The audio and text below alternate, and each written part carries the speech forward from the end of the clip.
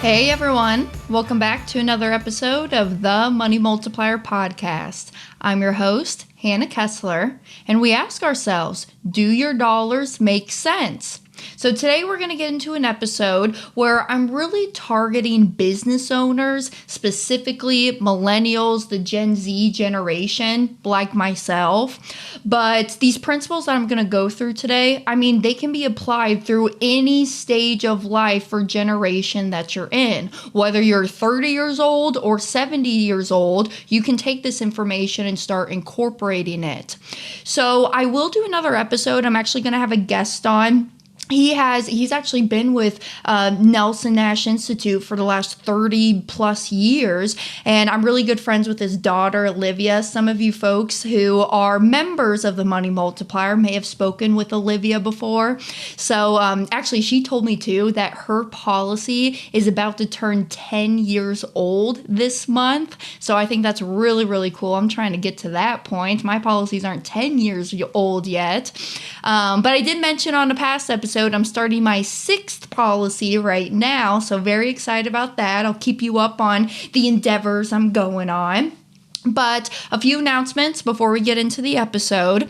My vlog channel is up and live. So you can go to YouTube, Hannah Kessler. Hannah is spelled the same way as forwards and backwards, Kessler with one S. And you can go and see what I'm up to behind the scenes. I'm actually about to go out on the road, go hit the van, live that nomad lifestyle for a little bit during these summer months. So I'll bring you along with me and you can see what I'm up to traveling around. I plan to go to Idaho. I love spending summer months up in Idaho, doing all the ATV riding and everything. So come along with me. I even bring you backstage on the events that I'm teaching at, or maybe it's Pops or Chris that are teaching at, and even the fun adventures of in the plane and stuff. So go over there, subscribe to it, like, comment, show me some love over there, okay? As always, you can check out our events on the website, themoneymultiplier.com/events to see where we're coming out live or even doing our virtual events. So actually, as I'm talking to y'all here on Wednesday, later on this evening, we have the weekly Ask Me Anything webinar. So I'm excited to see some of y'all later on today. As always, let's jump into the episode now. So as I mentioned, I will bring another guest on to talk more about the businesses and really 3 trends that threaten your business and how to protect and hedge against the loss that could come or the uncertainty that can come from being an entrepreneur and a business owner. So I want to talk about my experiences and what I have learned from utilizing my banking policies within my business life. And remember, before we even got into this whole world of the Money Multiplier even being established, Dad was a full-time chiropractor when he first got into this world and was a consumer of this concept first. And Dad would use his policies within the business. And I kind of just want to walk through a few of the creative ways that Dad would use his policies within the business. So like one of them. So let's talk about from like a business owner's perspective. So from us, a business owner's perspective, Dad would actually sometimes use his policies to fund the payroll, whether the employees were on a salary basis or maybe they were a hourly employee, just maybe getting paid bi-weekly or something. Dad would use policy money from the policy. He would use policy money, take out a loan, and then go fund the salaries. So for instance, let's say that we are paying someone, let's just make believe it's $100,000 a year. That is our salary that we're paying to them. And let's say that maybe we pay that salary out on a quarterly basis. So $25,000 a quarter is $100,000 a year. So what Dad will do is he would go into a policy, he would take out $25,000, go pay the employee their salary. Then what he would do is over the course of that next quarter, He would just save up. He would save back up inside of his policies, prepping for the next quarterly payment that he has to make to his employee. So then all dad would do is maybe on a monthly basis, he would pay himself back. Let's just make believe it's $8,500 a month or $9,000 a month. And honestly, he could look at it as him saving up for the next salary bill that he has to pay.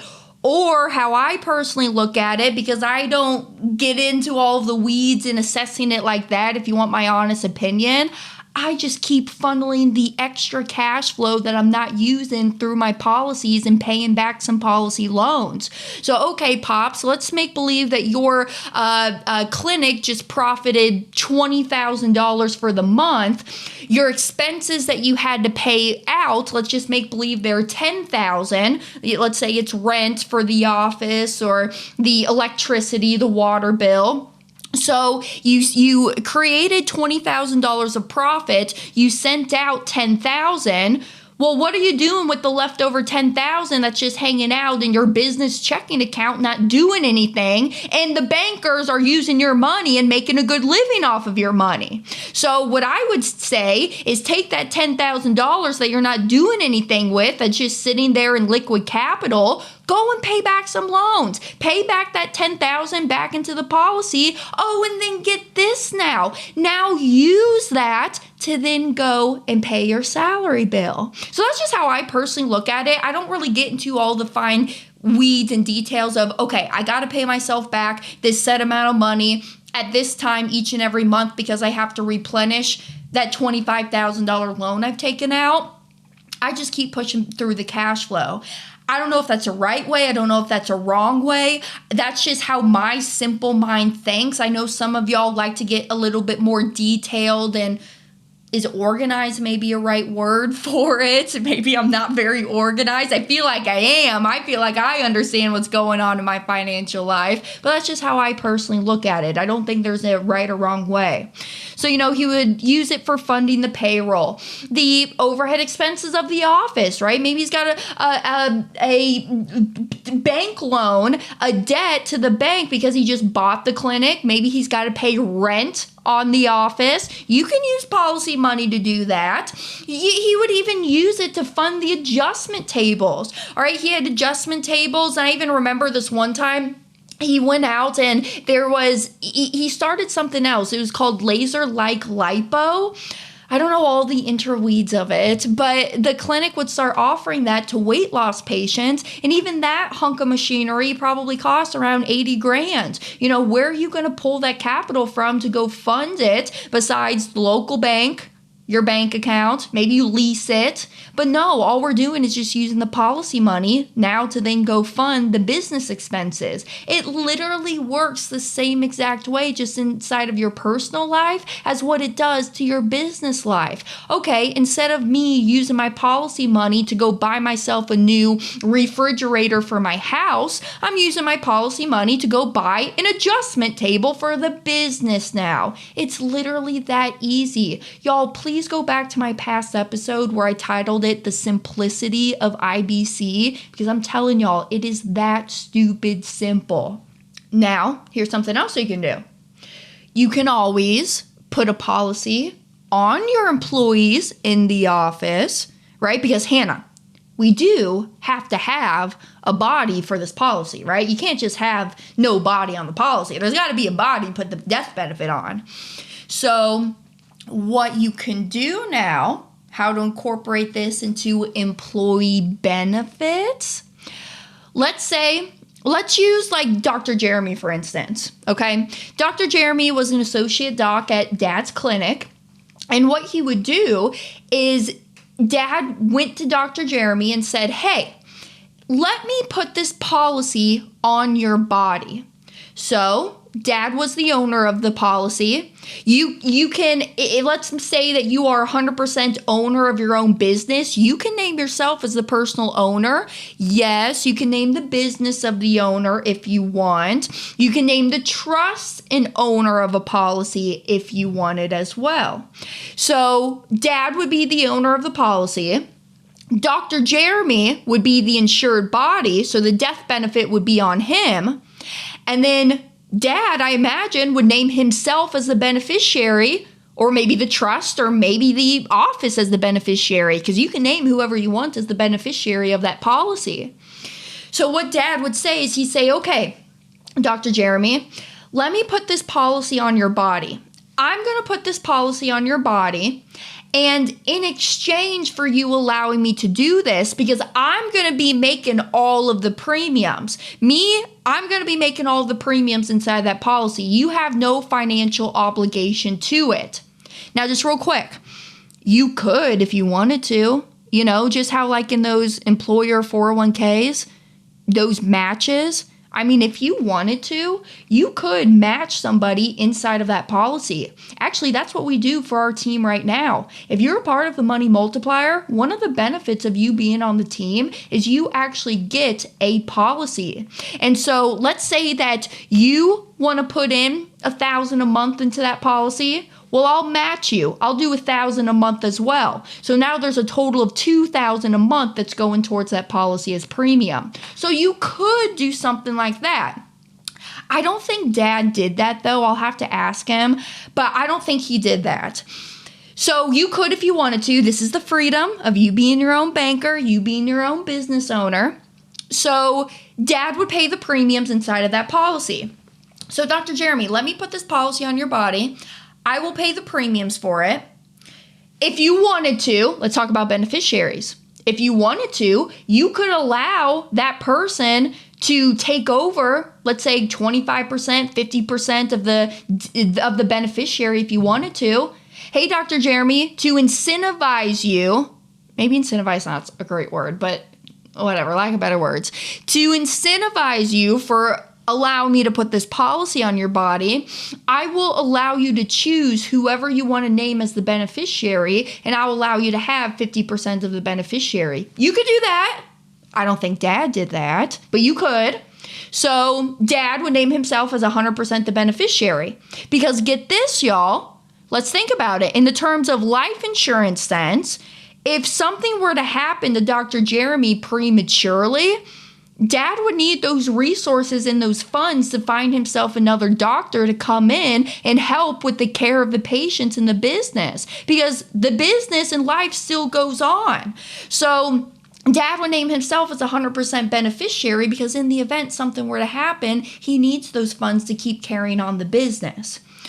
So that's just a little bit about the beneficiary side. But you come to Dr. Jeremy one more time. And you say, all right, Dr. Jeremy, let me put this policy on your body. And for you allowing me to put this policy on your body, and if you are with me, Doc, let's say 20 years, if you are with me for 20 years or longer, I promise you that at the time that you want to retire and leave, I will guarantee you a monthly income. Let's say it's $3,000 a month. So what Dad is really saying here and creating this contract between him and the doc is, number one, he's creating loyalty between him and his key employee, because Dr. Jeremy wouldn't want to leave. He's going to want that guaranteed income when he hits those retirement years and he doesn't want to practice any longer. So you're creating loyalty with the doc or your employee. And you are also protecting yourself and actually helping your financial future out right now. Because what Dad is doing during the times that Dr. Jeremy is there working for those 20 years, and again, 20 years is just a number I made up. This is literally something that you have control over of what you want to set the terms for in that contract.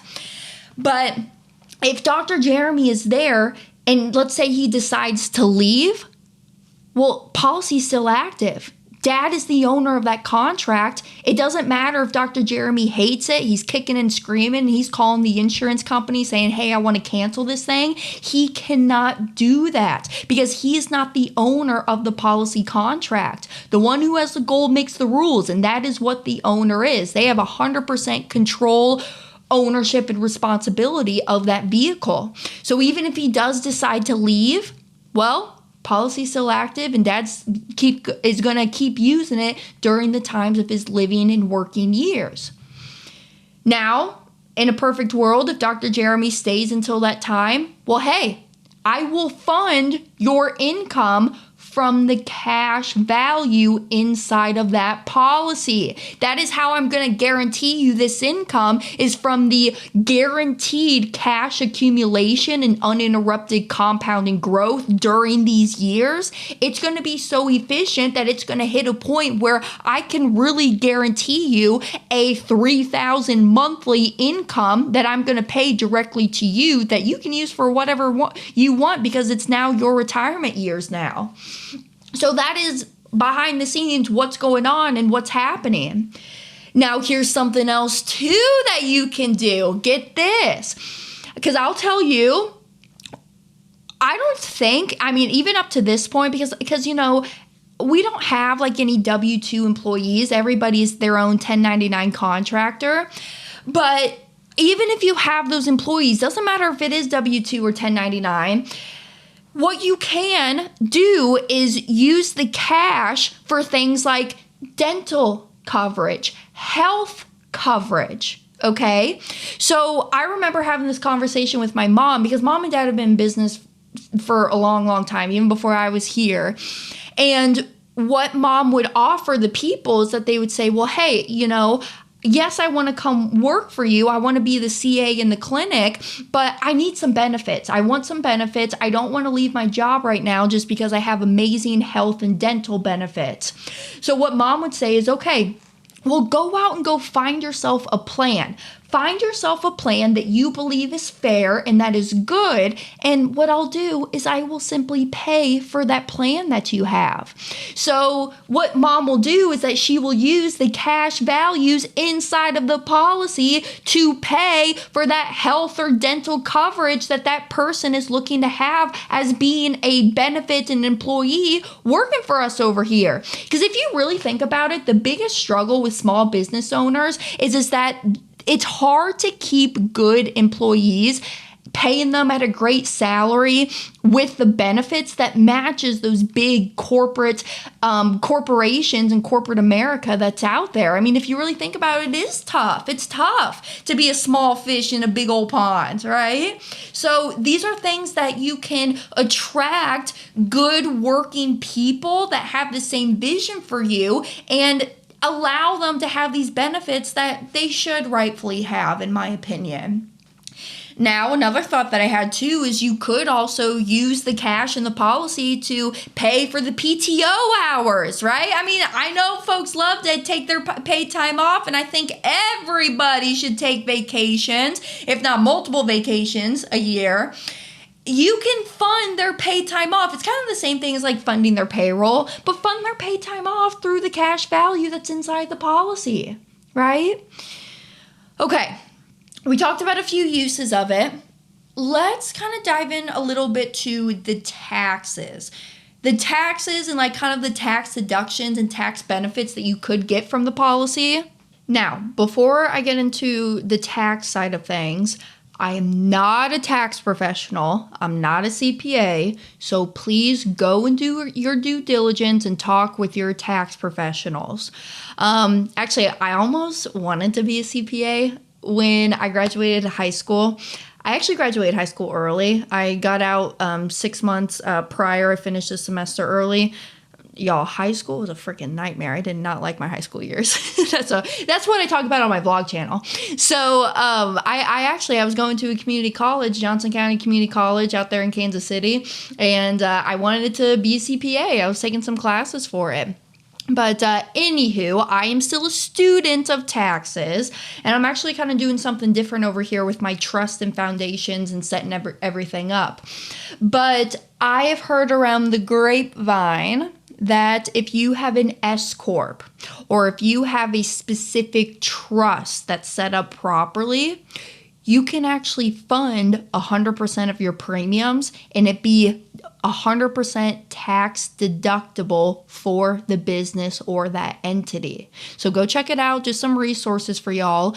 I will say like the tax benefits from the policy itself, yes, the policy does grow tax-free growth, and that death benefit gets paid out tax-free. You can take out the tax-free loans, because obviously we never pay taxes on loans, and even withdrawals. You can totally take out 100% tax-free withdrawals to the policy, from the policy up to your cost basis as well. Let's get into that just a little bit. So like cost basis, for y'all who aren't familiar with that term, meaning that like, let's make believe over the course of the policy, you put in $400,000 of premium deposits. Well, you can withdraw $400,000 tax free from the policy, physically withdraw the money out. So go check with that and see if there's any ways that you can incorporate premiums being tax deductible. Now, I'll tell you this too. I do know that if, let's say that you personally own a policy, and let's say that you loan your business money, and then your business does X, Y, and Z, whatever ventures it does with the money, and then the business, when it pays you back, plus the interest that it pays you back, that can be counted as a tax deduction for the business. So different ways that you can incorporate that. Let me give you all some resources too. So for my entrepreneurs out there who have over $100,000 of a tax liability or tax bill, reach out to me. I should get you in contact with my tax professional. His name is Suleiman, and his son Mahib. It's really cool. They're a father-son duo over there as well. And they teach something called the 1041 tax structure. So it's really incorporating what the Trumps, the Gates of the world are doing. And I mean, remember when everyone was so pissed off at Trump because he paid like $750 in taxes? Well, there's a reason. You can't hate the player. You just got to hate the game. So like I said and mentioned before, there's something for the uninformed and there's a method for the informed. And so I'm just going to play the game right along there with them. So over $100,000 tax liability, you should definitely start researching that 1041 tax structure and reach out to me. I'll get you in contact with my folks. If you're not there, if you're paying under that in your tax bill each year, I would recommend 2 other folks to reach out to just to get more tax savvy. Because I mean, yes, I do agree that we should pay taxes. We should contribute to society. But at the end of the day, y'all, I mean, the government works for us. We do not work for the government. So if there's a way that I can legally minimize things, still contribute my part, but minimize some things, I'm going to do it. That's just my humble opinion. So Tax Hive is a great company. Reach out to me and I'll get you in contact with Tax Hive. Or if you are wanting more of the hand-holding help, Brent Carlson, he lives out in Vegas. He helps folks get their trust set up, get their LLCs set up, and then also has some attorney and CPAs there that will help on the tax side and also the legalities of everything too.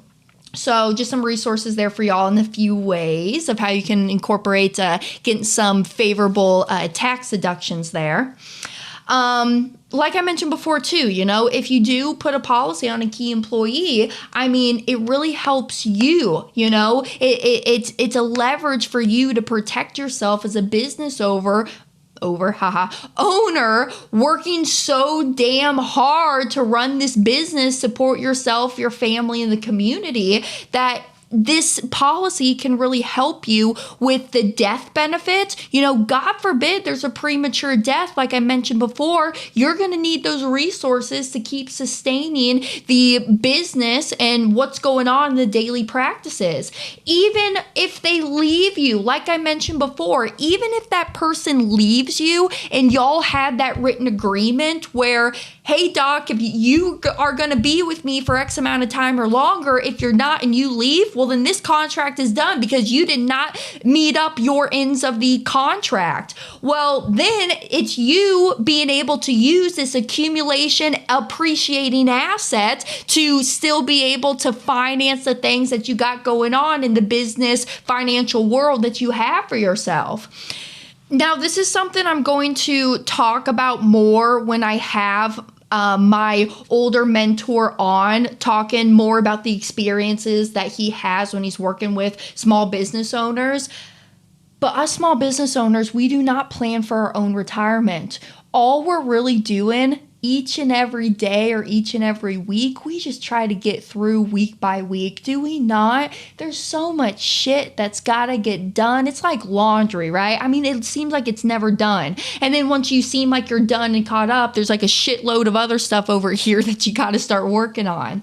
So we do not take the time to take it down to a personal level and really start talking about exit strategy and even our own personal retirement. Because if you think about it, most of the income that small business owners have coming in is 100% just from the income of their active employment that they're doing on a day-to-day basis. Y'all, we got to diversify and we really got to think long range. I say this all the time. What is one of the 5 rules that Nelson Nash teaches us is think long range.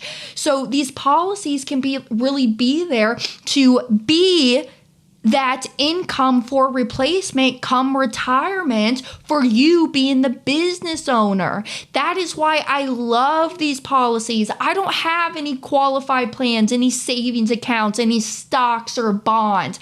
I am using my policies during my working years so that I can leverage to go put the money to work for me, buy the expenses that I have or debts that I gotta pay. And then when time comes, I will now use this policy to supplement my income. I'm just going to take and pull from this policy. So I think y'all really got to start thinking about long range of what's going to happen, because y'all do not let burnout get you. And I know there's going to come a time where you're like, damn, I worked so hard for all of this stuff up to this point in my life. And now I'm sitting here 55 years old, 60 years old, and I feel like I have nothing to show for it just because I keep putting money back into the business and I'm tired. I want to go and take a month vacation to Greece if I want to. I feel like I damn deserve so. All right, sorry for getting so vulgar on y'all, but I really think that some of you need to have that come to Jesus meeting with yourself. So let's get into our listener writing questions for this episode. So someone wrote into me and they said, Hannah, how quickly can I take out the loan money from my policy? So loan money is always made available within 30 days. Now, another tidbit I'll give y'all, if you really know that you have an infinite banking policy, you're going to have access to that cash within 30 days. That is my definition of immediately when I tell y'all that loans are made available immediately. And remember, the principles of the policy, it acts no different than just your regular checking or savings account. Hey, I put my premium deposit in. I now have a cash value in there. I'm going to take it out immediately and then start using it. So within 30 days, that's how soon that you can use the money and start taking the money out of your policy. Now, to end this episode, I wanted to talk about this one. This is a question I get from time to time, and I think it's one of my favorite questions. This is so great. Why isn't everyone doing this? Why aren't more people talking about this and practicing it? I think I should dedicate a whole episode on that question and probably bring Pops in on it too to kind of give his standpoint on it.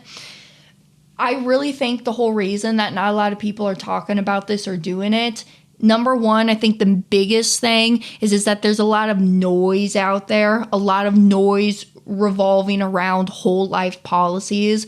People hate whole life policies because they think it's the worst investment that you can ever make with your money.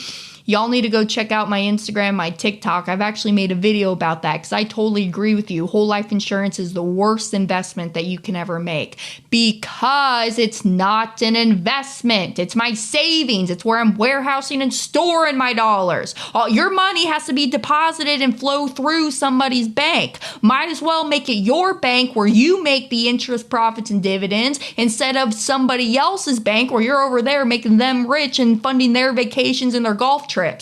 Oops, sorry, I hit a little bit close to home there. So I think it's the misconception and the noise out there revolving around it. I also think that when folks pick up this tool of the infinite banking concept, that a lot of agents like to use it as a sales tool. And y'all, it's not a sales tool. I know it can be used as a very easy sale for folks to purchase a policy from you. But I always say my work doesn't begin until your policy goes active, because that is when the process of the banking actually starts happening. That's when we can start funding the policy, taking out the loans, going and doing X, Y, and Z with it. So I think a lot of people are out there talking about infinite banking, selling these policies. I don't consider myself a salesperson. Yeah, we all got to make a living. I got to keep my lights on and I got to feed my kitty cats. But I really lead with the education first. And so a lot of people out there who claim to be educators on this concept, because I'm not going to call y'all practitioners. If you have not gone through the Nelson Nash Institute and you haven't got your practitioner certification, you are not an infinite banking concepts practitioner. That's the whole reason that it was created. So if you're going to go out there and start educating the public on it, you got to do your due diligence and you got to understand. And a matter of fact, too, talk to the people that are coming to you talking about this infinite banking concept. Have them show you their policy portfolio. Have them tell you what they are doing with their policies right now. You got to be practicing what you're preaching. So have them show you what they are doing. You got to follow the mentors who are incorporating and practicing the lifestyle and the things that you want to do. So find those good people. But all right, back to it. I kind of went off on a fork in the road there. I just think that people who are talking about this, they're not teaching the public in the correct manner, thus which leads to high volume of policy lapses, people not paying their premiums because they still think their premium is a payment. And I think that's why it gets a bad rep, just because people aren't properly informed in creating those good habits. I've actually said this a lot this week. I've said that infinite banking is not going to solve all of your needs. It really is not. It's not a silver bullet. You have to have the principles and the habits. It's almost like this, okay? So I'm a big yogi. I like to do my yoga. And I follow someone out there on YouTube. Her name is Yoga with Adrienne. So shout out to Yoga with Adrienne. Y'all should go look her up. She does great at-home yoga videos.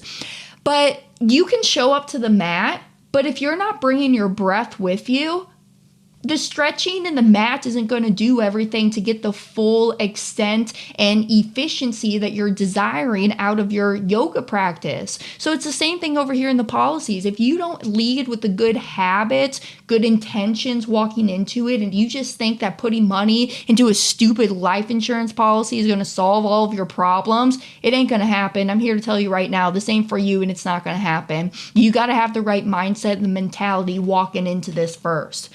So back to the question, why isn't everybody doing this? We touched on noise. We touched on, this is just my humble opinion. I just feel like other people out there aren't teaching the public properly about this. And another reason, we're just misinformed, right? It kind of goes back into what I said on my last other two topics, but I get it. I say this all the time too. My dad was a Dave Ramsey baby step follower. He would record Susie Orman every Thursday night. He would listen to them. And so it's really funny when you start to pull back the onion and see really what the elite and the wealthy are doing. Follow their track. Follow what they're doing with their money. Y'all remember, let's just leave it off at this. Remember who the number one purchasers of whole life insurance in the world are. It's conventional banks. Go look that up. Go Google BOLI. It stands for bank-owned life insurance. Conventional banks are the number one purchasers of whole life insurance in the world. And you can go fact check that, because if you go and look at their assets on their portfolio, their tier one assets right there, life insurance. And just go see how much in whole life insurance that they actually own. And it's whole life insurance. Oh my gosh, I could go on a whole other rant between whole life insurance versus the other vehicles out there, but I should save myself and we should probably take this episode to an end here soon. So go do your due diligence. I think that's my biggest PSA. I think people are misinformed. They're not taught properly. And I think that they don't have a community as well. If you really think about it, when I go out there and I tell people that I put almost $100,000 a year into a life insurance premium, people are looking at me cross-eyed like I'm batshit crazy, right? So have a community to support y'all, bring each other up, and bounce ideas off of each other. So with that being said, I hope you enjoyed this episode. Give us a subscribe, give us a like, follow me on Facebook, I'm on TikTok, I'm on Instagram, I'm on all social media platforms. So give me a follow, let me know how you feel about the episode. And if you have any questions or things you want me to dive deeper into, please reach out to me. My information is always in the show notes down below. And I ask you, do your dollars make sense? Until next time, I'll see you then. Bye, y'all.